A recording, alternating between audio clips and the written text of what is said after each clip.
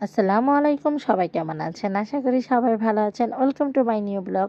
এই তো আপনাদের মাঝে হাজির হয়ে গেলাম আমি আবারও আমার ভাগ্নির বাকি ভিডিও শেয়ার করতে। কারণ এক ভিডিওতে তো পুরা বিয়ের ভিডিওটা দেওয়া যায় না। এই যে ছিল আমার ননাসের মেয়ে।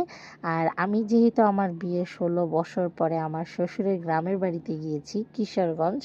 আমার কাছে ওই আনন্দটাই অন্যরকম ছিল। তারপর আবার ভাগ্নির বিয়ে সবকিছু মিলিয়ে।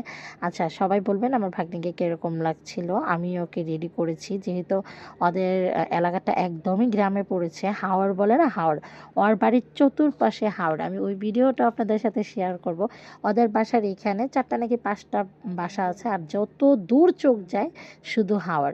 বর্ষার সিজনে পুরো বাড়ির চতুর্পাশে পানি থাকে। এই তো ভাগ্নিরা ওর সাথে ডান্স করতেছিল।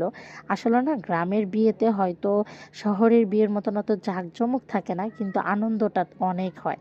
গ্রামের বিয়ের মজাটাই কেন জানি একটু অন্যরকম। আমার কাছে তো অনেক ভালো লাগছে। এর জন্য মূলত আমি ওর বিয়ের সম্পূর্ণ ভিডিওটা করে রেখেছি।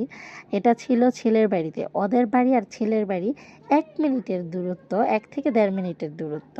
আমরা মেয়েকে স্টেজে বসাই দিয়ে আবার ছেলের বাড়িতে গিয়েছিলাম ওদের সাথে একটু মজা করতে। এই যে আমার বাকি ভাগনারা ওরা ডান্স করতেছিল, আমি বসে বসে একটু ভিডিও শ্যুট করতেছিলাম। আর এই যে এটা ছিল মেয়ের লাল শার্ট পরে, যেটা এটা মেয়ের বড় ভাই, ওটা মেয়ের ছোট ভাই, এটা হলো মেয়ের খালাতো বোন। ও কিন্তু মাশাল্লাহ খুব সুন্দর ডান্স করে, মানে ওর নাচ দেখলে বোঝাই যায় না যে ও শিখে নাই, কিন্তু ও খুব সুন্দর নাচে। আমার কাছে ওর নাচটা খুব ভালো লাগছে। আমি এই নাচের ভিডিওর একটু মিউজিক আপনাদের সাথে শেয়ার করে দিব। আর সবাই আমার ভাগ্নির জন্য দোয়া করবেন যাতে ওর নতুন জীবনটা অনেক সুন্দর ও সুখময় হোক। আর আমার ভিডিওগুলো যদি আপনাদের ভালো লাগে তাহলে অবশ্যই লাইক কমেন্ট করে পাশে থাকবেন। আপনাদের সাপোর্টের অনেক দরকার। সাপোর্ট না পেলে না কখনো কোনো কিছুতে আগানো যায় না। আর ওদের জন্য বেশি বেশি করে সবাই দোয়া করবেন।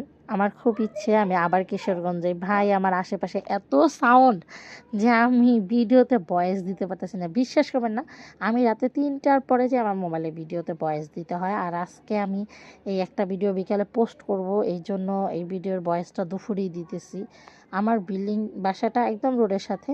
বাইরের চিল্লাচিল্লি তো আছে। সবচেয়ে বাজে ব্যাপারটা কি জানেন? আমার ঘরে 2টা ইঁদুরের বাচ্চা আছে, যেটা সারাদিনই ওই যে কি জানি বলে না, টম এন্ড জেরির মতো লাগিয়ে থাকে। ওই যে আমার বড় বিলের বাচ্চা চিল্লাইতেছে টাও টাও করে ছোটটার সাথে, বুঝছেন? এই জন্য আমার ভয়েসটা একটু ইগনোর করবেন সবাই, যেহেতু আমি নতুন। একটু সময় লাগবে আমার ভিডিওর কোয়ালিটিটা ভালো করার জন্য। আল্লাহ হাফেজ, সবাই ভালো থাকবেন। বাকি